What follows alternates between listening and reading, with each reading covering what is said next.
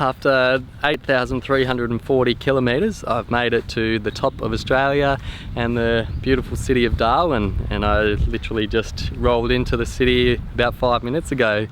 I've just had an absolutely amazing time and could not be happier with myself to have got here. You know, starting out, I never really knew whether I'd actually enjoy it or be capable of riding this far, but to have made it here, especially with my willingness and determination to keep going, not only intact but probably stronger than it was when I set out, I think is a pretty good achievement that I can be proud of. So after a bit of a break here, I certainly can't wait to get back on the bike and take it overseas to Asia and onto Europe and Africa, and fingers crossed around the rest of the world.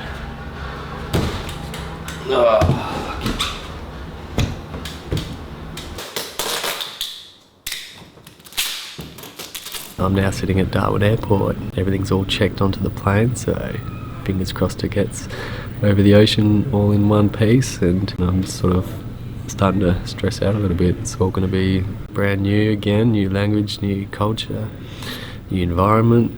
I have no idea what to expect, but as always, just going to have to see what happens. And here I am in Timor-Leste, and as you can see, it's quite hot and humid. I have been carrying my bags up to the room that I'm staying at. So in Darwin, I contacted a guy on couch surfing, and he didn't have a room, but his friend Ben did. Ben's not home, but he said the house would be open and I can just let myself in and head upstairs to a bedroom, which is where I am now. So this is where I'm going to get to stay for my first couple of days in Dili and set up my bike. I was going to ride it in from the airport, but it's past 5 o'clock in the evening, so I didn't want to have to stress out building it in a hurry and riding in, so I just got a taxi ride. And now I'm just getting it ready to take on my first ride, which is going to be very interesting. I've never ridden in a country like Timor-Leste. I'll ride back into the city, want to find a SIM card. I also want to get a passport photo taken for an Indonesian visa application, and also buy some food to be able to bring back here and start making my own lunches and dinners, so I'm not spending too much out on the street. First things first is to survive this ride. I think I've just reached the spot where I can get my passport photo, but I'll have to go and have a look. But I think that went alright. I've been in Dili for a couple of days now, and I've spent my time racing around the city on my bicycle, trying to get some chores done. I did end up being in the right place to get some photos taken for my Indonesian visa application.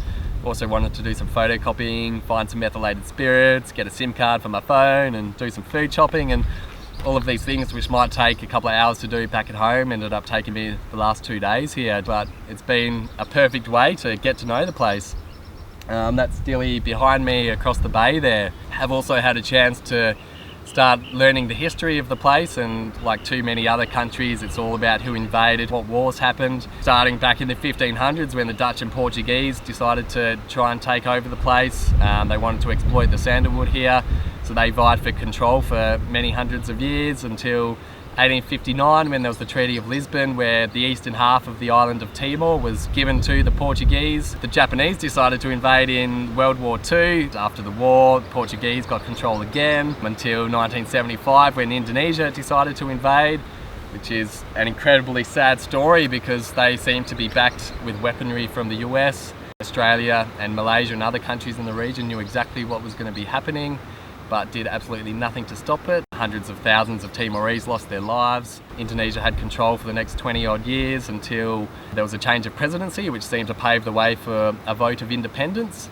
So Timor-Leste in 2002 became the newest country in the world at that time, and that just simply sparked outrage from Indonesia, the militia of which went on a rampage and demolished any development that had occurred, destroyed a lot of the water and electricity services here, killed many more Timorese people, and it was only then that the international community decided to take special interest. UN forces arrived, and then a lot of aid and NGOs followed, and that's been the story ever since 2002. And this place is finally starting to progress as a modern country, which is incredible to see.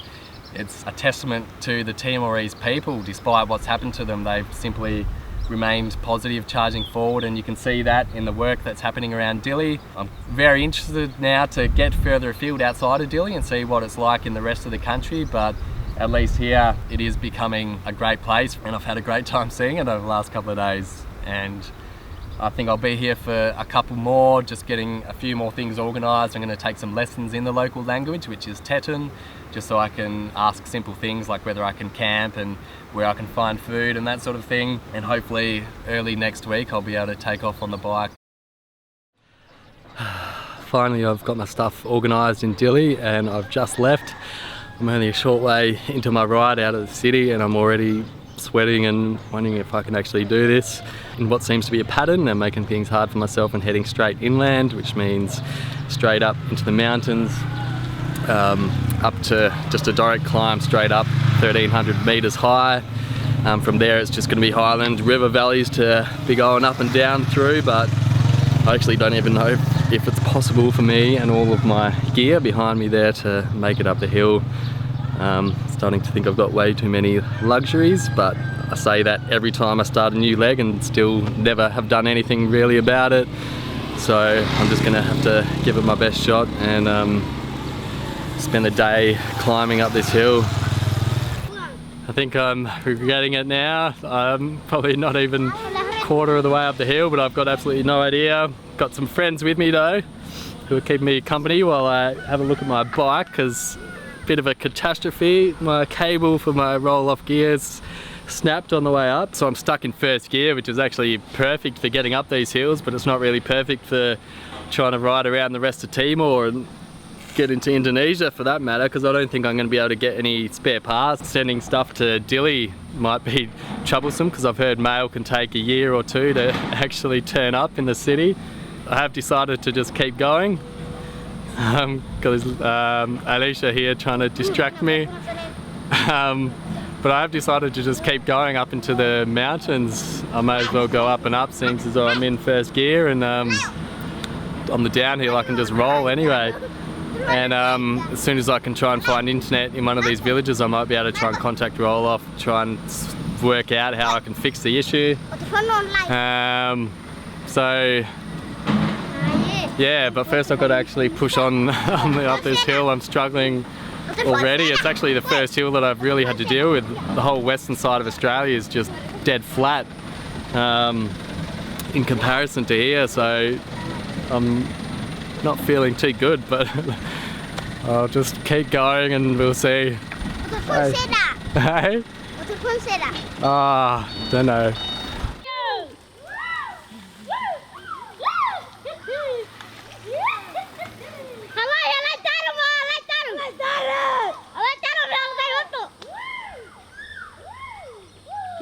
VideoMic. Agora vamos com o VideoMic sang hikotu. Oi,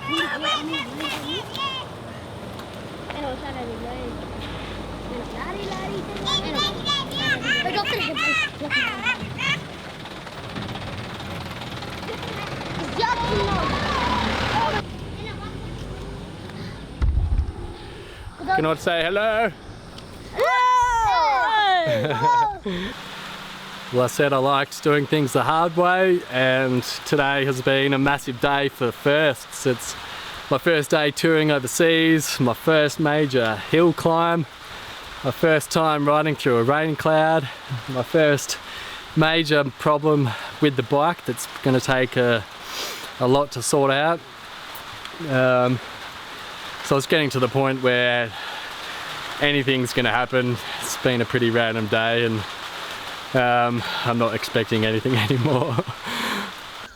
Well, I've survived to the morning of day 2, and I've finally hit a massive downhill, which is going to take me into a valley in which the town of Aliu is, and that was where I was meant to make it last night, but I did end up staying in a village.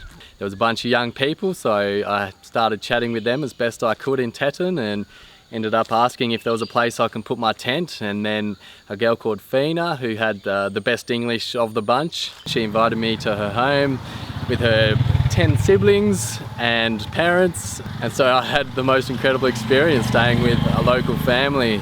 I've had a chance to calm down a bit and have a bit of a breather since the hard trek up the hill yesterday. The issue with my bike, I do face a bit of an issue in trying to get the replacement parts here in Timor-Leste. But the good news is once I do have them, I can fix it myself. So that's the next plan. I think I'll get to Aliu and hopefully jump on the internet and decide exactly how far I want to ride. The further I go, the longer it's going to take me to get back to Dili, because it's alright going uphill, but any flats, it's not very efficient riding just in first gear.